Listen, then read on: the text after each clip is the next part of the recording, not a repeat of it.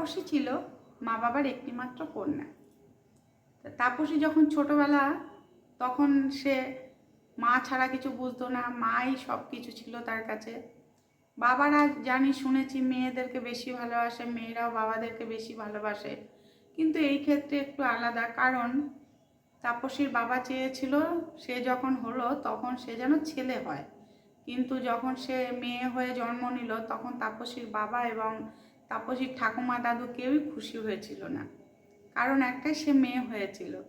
তো যাই হোক, তাপসীর মা তাকে আগলে রেখেছিল এবং খুব সুন্দর করে, মানে একটি ছেলেকে যেভাবে মানুষ করে, মা তো সন্তান বাঁচে না, তাই মা খুব সুন্দর করে মেয়েকে আস্তে আস্তে করে বড় করছে।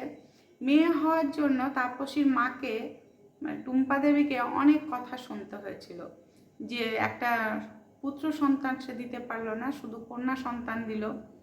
তাপসীর মা টুম্পা কিন্তু খুব স্মার্ট ছিল বিয়ের আগে, এবং পড়াশোনাও অনেক জানে, স্কুল কলেজ একাই করেছে, এবং তাদের দুই ভাইয়ের একটিমাত্র বোন ছিল।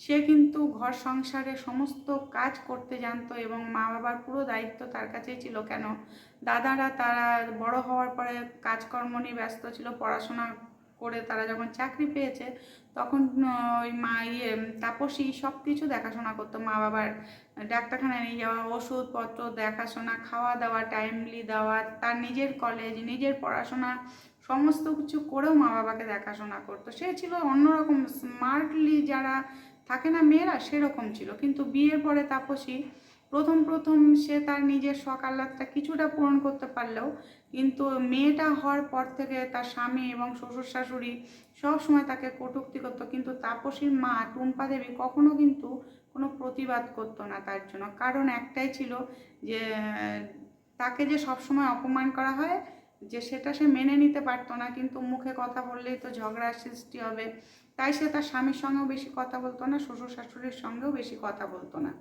এটাও তাদের মানে অসুবিধে ছিল, কেননা বউ বেশি কথা বলে না, বউ তার জন্য তাদের একদম ভালো লাগতো না। তার ছেলের কাছে সবসময় নালিশ করতো, ছেলে প্রয়োজন না হলে বউয়ের সঙ্গে কথা বলতো না, সে সবসময় টিটকিরি করতো এবং কটু কথা বলতো বউকে। তাই বউ বাধ্য হয়ে তার সঙ্গে কথাই বন্ধ করে দিচ্ছিল, যে কোনো দরকার নেই কথা বলা, মানে তো তা আমি কিছু বলবো মানে ও কিছু বলবে, তখনই যখন তর্কাতর্কি হবে, এটা টুম্পা দেবী একদম পছন্দ করতো না। সে তার মন মতো করে তার মেয়েকে মানুষ করতে থাকলো। তাপসী একদিনকে তার দিদাকে বললো, দিদা, মা কেন কোনো ড্রেস পরে না ভালো, মা কেন ভালো করে খায় না, মা কেমন শুকিয়ে যাচ্ছে, দিন দিন কালো হয়ে যাচ্ছে, চুল উঠে যাচ্ছে, মা কেন এরকম থাকে দিদা? দিদা, মা কি সবসময় এরকমই ছিল? মা কি আগে কি অন্যরকম ছিল না? বলছে হ্যাঁ, দেখবি মায়ের অ্যালবাম।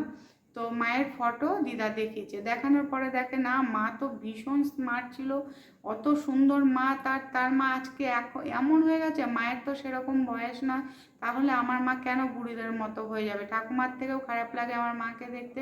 সে কখনো একটা ভালো জামা কাপড় পরে না, ভালো করে খায় না, ভালো করে ঘুমায় না, ভালো ড্রেস পরে না, একটু সাজে না, কখনো বাইরে বেরোয় না।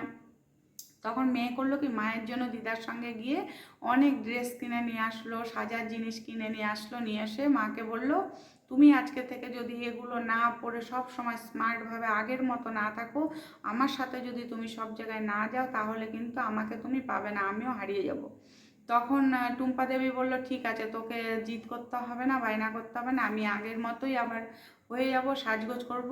আর বলেছে, বাবা ঠাকুমা দাদু কারোর কথা তুমি সেরকমভাবে পাত্তা দেবে না, তাদের যেটুকু করার করে রাখবে, তাতে যদি তাদের ভালো লাগে লাগবে, না লাগবে না লাগবে, তুমি তোমার জন্য বাঁচো মা, তোমাকে বাঁচতে হবে আমার জন্য। তো মেয়ের কথা শুনে মা তারপরে সাজুগুজু শুরু করলো, তারপরে মেয়ের হাত ধরে বাইরে বেরোতে শুরু করলো, মাকে নিয়ে মেয়েও খুব মজা করতে থাকলো, এখানে ওখানে সেখানে মাকে নিয়ে ঘুরতে যাওয়া। তারপর টুম্পা দেবীও স্মার্ট, আর সেই আগে যেরকম ছিল ঠিক সেরকম হয়ে গেল, মেয়ের সাথে তার বন্ধু হয়ে গেল, সে তারপরে মেয়েকে নিয়ে বিন্দাস জীবন কাটাতে শুরু করলো, কাউকে তখন সে আর পাত্তা দিল না। এইটা যখন শুরু করলো তখন স্বামী আর শ্বশুর শাশুড়ি কিন্তু ভালো লাগছিল না, কিন্তু যেহেতু মেয়ে বলেছে, মেয়ের কথা শুনে সে তার নতুন জীবন আবার শুরু করলো।